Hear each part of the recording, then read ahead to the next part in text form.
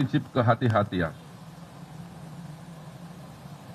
Bahwa pada saat ISL selaku Direktur Utama PT Sinergi Isman Tbk mendapatkan dana dari PT Bank Pembangunan Daerah Jawa Barat, Banten, dan PT Bank DKI Jakarta, terdapat fakta hukum bahwa dana tersebut tidak dipergunakan sebagaimana tujuan dari pemberian kredit, yaitu untuk modal kerja, tetapi disalahgunakan untuk membayar hutang dan membeli aset non-produktif sehingga tidak sesuai dengan peruntukan yang seharusnya.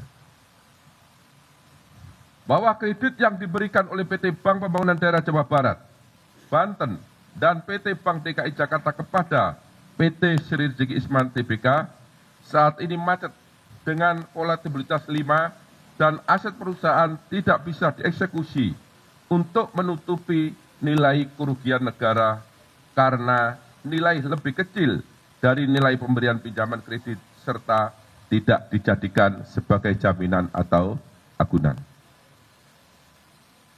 Bahwa PT Sinergi Isman Tbk dinyatakan pilot oleh Pengadilan Negeri Niaga Semarang melalui putusan nomor perkara 2/PDT.SUS homologasi /2024/PN Niaga Semarang.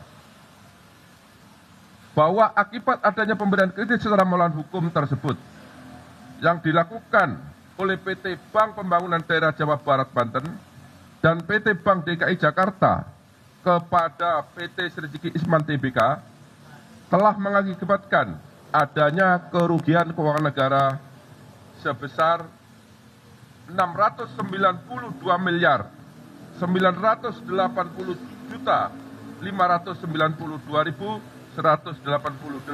rupiah dari total nilai outstanding atau tagihan yang belum dilunasi sebesar 3.538.808.028 rupiah,57 sen.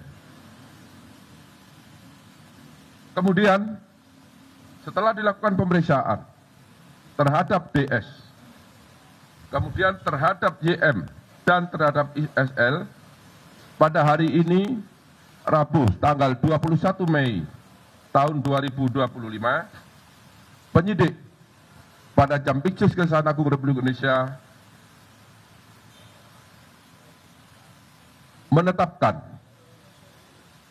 3 orang tersebut sebagai tersangka karena ditemukan alat bukti yang cukup telah terjadi tindak pidana korupsi dalam pemberian kredit PT Bank Pembangunan Daerah Jawa Barat dan Banten serta PT Bank DKI Jakarta kepada PT Sinergi Isman Tbk.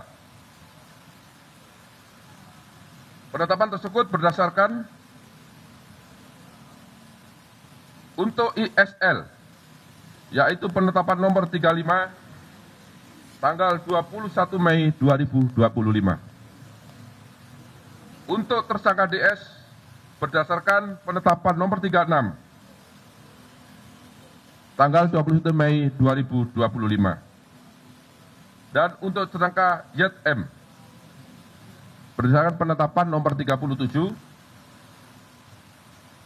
tanggal 21 Mei 2025.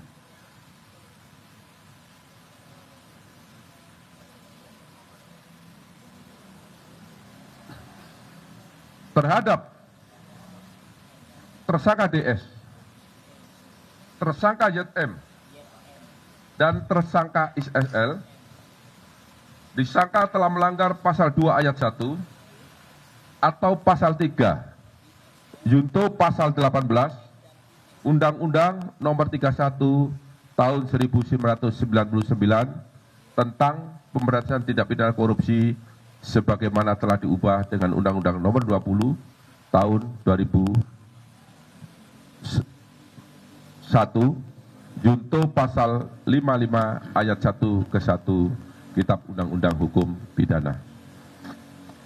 Terhadap 3 tersangka mulai malam ini dilakukan penahanan untuk 20 hari ke depan. Untuk tersangka ISL dilakukan penahanan berdasarkan surat perintah nomor 32 tanggal 21 Mei 2025. Untuk tersangka DS berdasarkan surat perintah penahanan nomor 33 tanggal 21 Mei 2025, dan untuk tersangka ZM berdasarkan surat perintah penahanan nomor 34 tanggal 21 Mei tahun 2025. Yang bersangkutan ditahan di Rutan Salim Baca Kejaksaan Agung dan sebentar lagi akan dilakukan atau dibawa ke tahanan. Demikian yang dapat saya sampaikan. Apabila ada kata-kata yang kurang jelas, kata-kata yang kurang dimengerti, saya mohon maaf. Dan saya akhiri, wabillahi taufiq wal hidayah. Wassalamualaikum warahmatullahi wabarakatuh. Waalaikumsalam warahmatullahi wabarakatuh.